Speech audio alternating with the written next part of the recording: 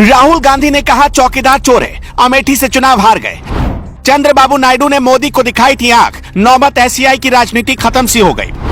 मंत्री रहकर चौधरी अजीत सिंह ने मोदी को करवाया था घंटों इंतजार। फ्लाइट उड़ने की नहीं दी थी इजाजत, उनकी पार्टी भी खत्म सी हो गई। पंजाब के पूर्व सीएम चरणजीत सिंह चन्नी ने मोदी की सुरक्षा से किया था खिलवाड़, खुद भी हारे और पंजाब से कांग्रेस की सरकार भी चली गई।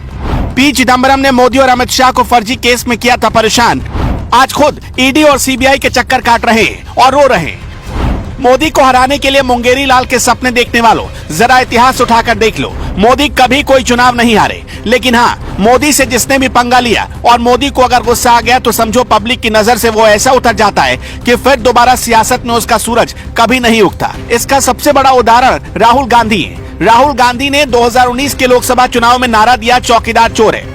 अमेठी से चुनाव हार गए। अमेठी जबकि उनकी पुश्तैनी सीट थी, वहां से लगातार उनकी दादी चुनाव जीतती आ रही थी। उससे पहले उनके चाचा जीत रहे थे। एक दौर था जब अजीत सिंह देश के नागरिक उड्डयन मंत्री हुआ करते थे और मोदी को एयरपोर्ट पर घंटों इंतजार करवा दिया, उनकी फ्लाइट उड़ने की परमिशन नहीं दी। और इसका नतीजा ये रहा कि जब मोदी लहर शुरू हुई तो अजीत सिंह को अपनी पुश्तैनी सीट यानी बागपत से भी हारना पड़ा और मुंह के बल गिर गए।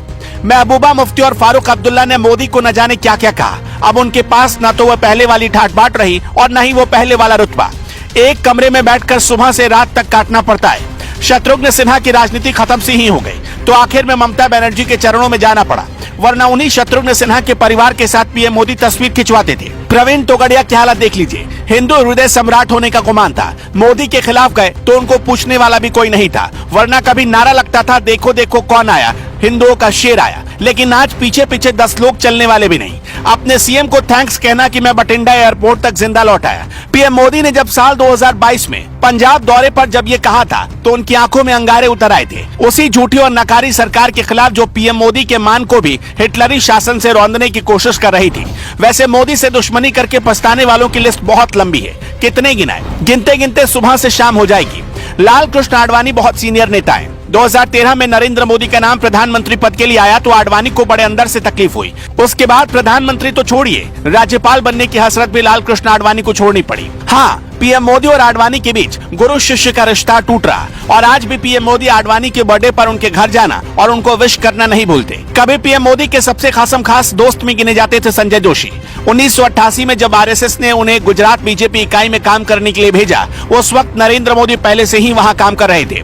मोदी को गुजरात बीजेपी का महासचिव नियुक्त किया गया था। वहीं संजय जोशी को प्रभारी के तौर पर गुजरात में काम करने के लिए बीजेपी ने भेजा। जोशी करीब 13 साल तक गुजरात में रहे और बीजेपी के सबसे ताकतवर नेताओं में से एक माने जाते थे। साल 1990 में जब संजय जोशी को गुजरात बीजेपी में संगठन मंत्री का पद दिया गया, उस वक्त नरेंद्र मोदी को संगठन के महामंत्री का पद पर काम करते हुए 2 साल हो चुके थे। दोनों ने पार्टी की गुजरात इकाई में करीब 5 साल तक साथ साथ काम किया। इनकी मेहनत का ही नतीजा था कि 1995 में बीजेपी ने अपने दम पर गुजरात में पहली बार सरकार बनाई। उस समय गुजरात में सीएम पद के 2 दावेदार थे, केशुभाई पटेल और शंकर सिंह वाघेला। केशुभाई पटेल को सीएम बनाया गया, लेकिन शंकर सिंह वाघेला और केशुभाई के बीच विवाद बढ़ा, जिसके जिम्मेदार मोदी को बताया गया। मोदी को दिल्ली भेज दिया गया और गुजरात संभालने लगे संजय जोशी। लेकिन जब सीएम बनाकर मोदी वापस गुजरात गए तो वो संजय जोशी की आंखों में खटकने लगे। संजय जोशी मोदी के काम में अड़ंगा डालने लगे। इसके बाद मोदी के चेहरे पर बीजेपी ने गुजरात में चुनाव लड़ा। मोदी पूर्ण बहुमत के साथ मुख्यमंत्री बन गए और तब संजय जोशी को वनवास मिल गया। केशुभाई पटेल भी एक समय मोदी के सीएम बनने के बाद बगावत कर गए। फिर सीएम बनना तो दूर, कभी विधायकी का चुनाव भी नहीं जीत पाए।